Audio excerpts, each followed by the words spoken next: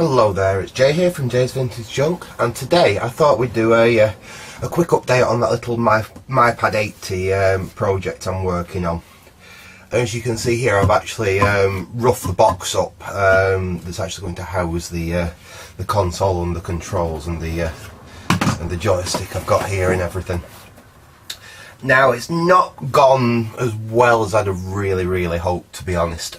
Problem is, I think my workshop is in absolute disarray at the moment, and most of my woodworking stuff is pretty much buried away. I did manage to get access to my router table to do some work on this, but I ended up basically perching it in the kitchen, and I couldn't find my guide rails that I use with it, which is how I can do some very accurate like rebate work, which I've basically done. I'll show you anyway what I've done with this thing in a minute.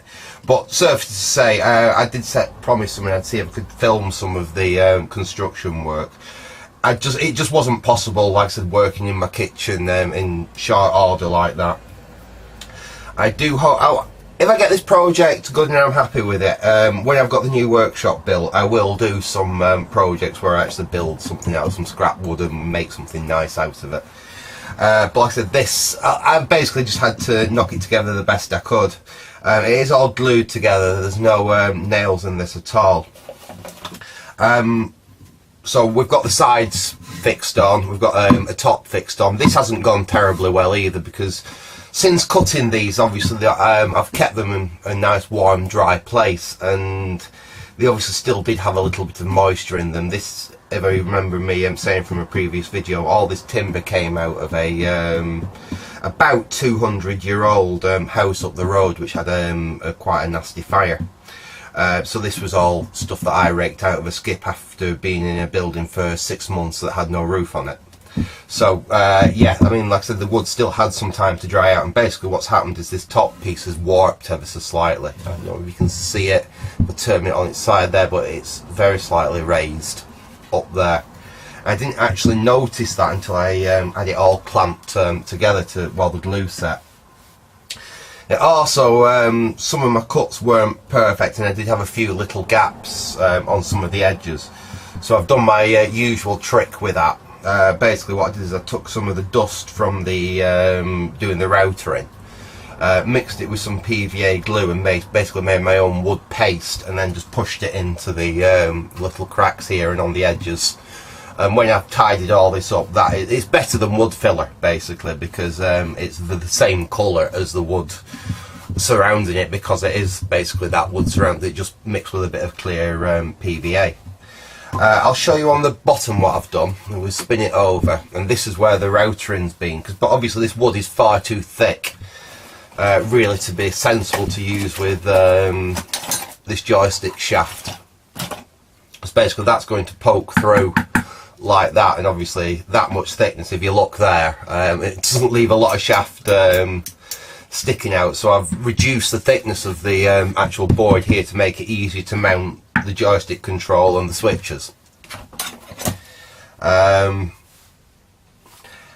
Yeah, so basically what I had to do, what I would normally do with my router table, is I've got rails and jigs, so I'd set the rails up, I'd put this in with a stop on it, I'd do one pass there, so I'd do a pass down there, I'd then move the piece along a piece, do a pass up, do a piece down, pass up, piece down, like that basically, and then run along the edges to neaten them up, and end up with a really nice square rebate out of there. Like I said, unfortunately I couldn't find any of my rails or any of my stuff for doing that, so I ended up doing it kind of freehand, and it's not the best I could ever do. Like I said, it's a bit rough around the edges. It will do what I want, the depth's right. It's a little bit rough, but the depth, that was because I was holding it down. I didn't have a proper stop on it or anything. It was starting to jump a little bit, so there is a little bit of variation in the depth here, but it's only tiny. It won't affect what we actually want to do that.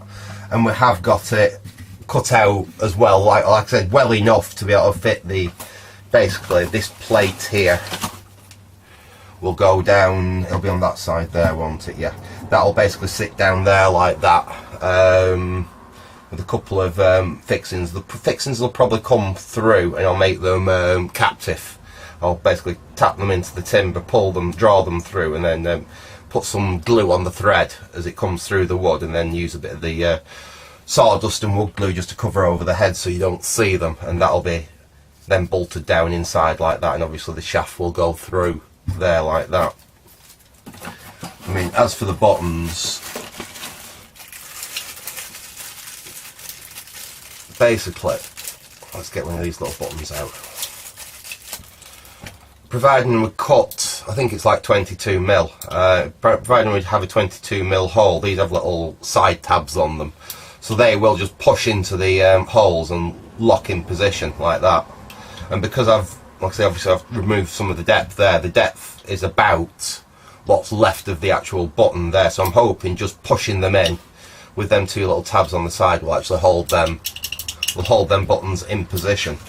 And it should be then fairly easy if one of these ever does fail, just to pop it out and put a new one in. So I've got that done. I've got this routed out from the back. Again, I did that freehand. It's not perfect, but I'm quite pleased with how that actually, apart from there where I actually chipped a little piece out of it after I've done all this, but that I can smooth out a little bit of sandpaper, that's not a problem. But basically I routed that out there, and then if we look at it on the back, if you can see in there, I also rebaited it on the inside. And what that's to do is that's to take a little panel that I'll make that'll fit in there, which will have the phonos on for the audio and the video output. It'll have the power switch, and it'll have a little reset switch as well, just all on there, and a nice little panel. And I've left enough timber around it, you see where I've rebaited it out round there, that I can either use a couple of little screws, or I can even glue it in place round there, and it'll be nice and neat and held in place, and I can have my connections on the back there. So that I'm quite pleased with. That come out quite well. It's just some of my woodworking isn't as good as I was actually really hoping it to be. What else can we quickly go through? One thing I did forget and I'm a bit annoyed about. I could possibly do it now, although I have thought of another thing I can possibly do. What I was planning to do was rebait out along here.